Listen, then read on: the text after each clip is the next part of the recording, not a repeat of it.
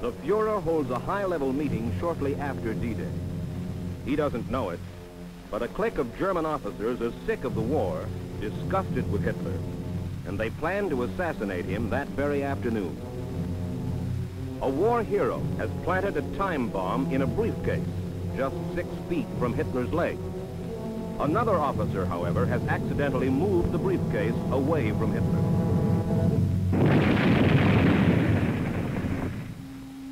Most of the officers in the room are killed or badly wounded in the blast. Hitler, however, escapes with severe burns and a partially paralyzed right arm. Later that afternoon, he meets Mussolini and tells him, "Having escaped death, I am convinced that the great cause which I serve can be brought to a good end." And Mussolini tells Hitler, "What has happened here today gives me new courage." This is the last time they meet. Within a year, Mussolini's corpse will hang by its heels in the streets of Milan. The men who tried to assassinate Hitler are put on public trial.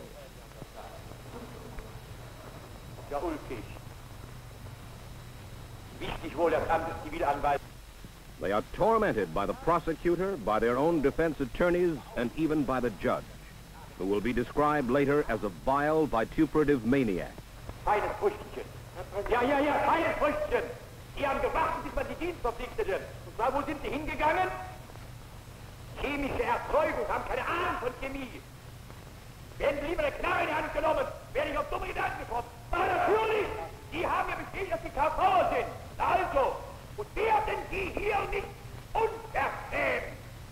Mit Ihnen werden wir fertig, Firma. Sie sind nicht berufen, hier Sie ein Urteil anzumaßen, und nur dazu da sind, sich auf die Äußerung, auf die Verräter. The defendants explain that they wanted to kill Hitler to put an end to Nazi atrocities. Und aus dieser Zeit heraus ein vielfaches Hin und Her in der Einstellung gegenüber den Polen praktisch erlebt habe. Das ist eine wesentliche gedacht an die vielen Morde. Don't get arrogant, says the judge. We'll do away with your kind. Ja, also OKH. The judge calls them tramps and traitors. Hitler orders that the conspirators be hanged like cattle by piano wire attached to meat hooks.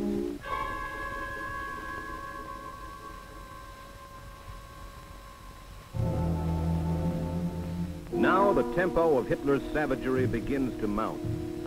His concentration camps have become factories of death for 5 million European Jews and other so-called undesirables.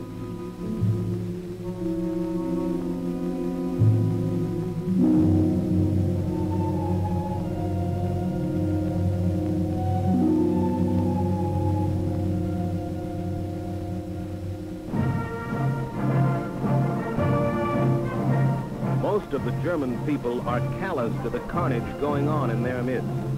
They join Hitler in celebrating his 55th birthday in 1944. Most of them will follow him blindly until the very end. The Allied armies are closing in on Hitler's Third Reich. The British and Americans from the west, the Russians from the east. Hitler is trapped.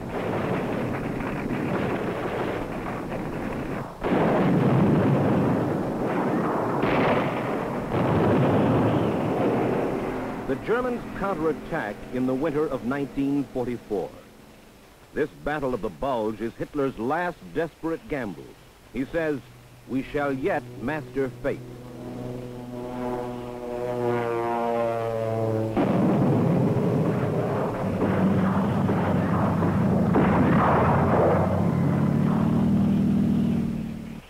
But his last gamble fails. The Allied armies push across the Rhine and into Germany.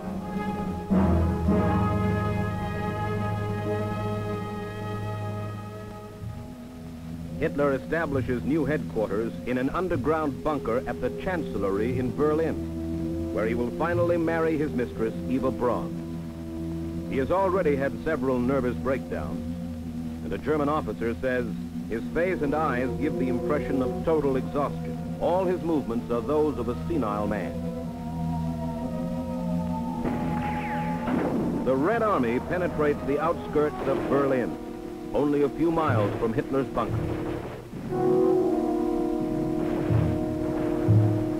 Below ground, Hitler writes his last will and testament. Then the Fuhrer reflects on all he has done and calls it a glorious and heroic struggle. I die, he says, with a joyful heart. A Soviet cannon barrage demolishes the Chancellery above his bunker.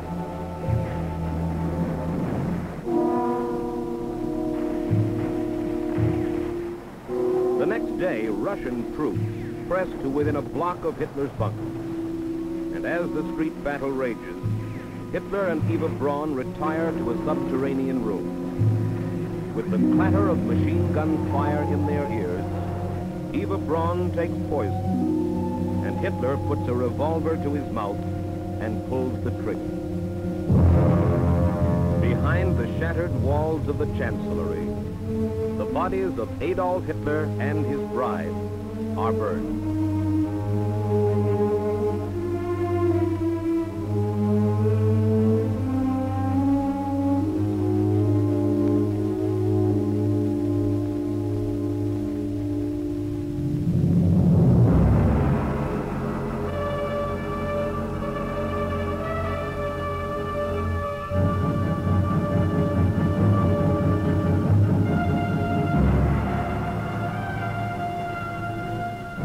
During the early days when Hitler embarked on his murderous career, his cohort Joseph Goebbels made a prediction.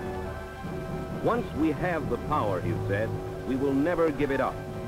They will have to carry away our dead bodies. Joseph Goebbels was right.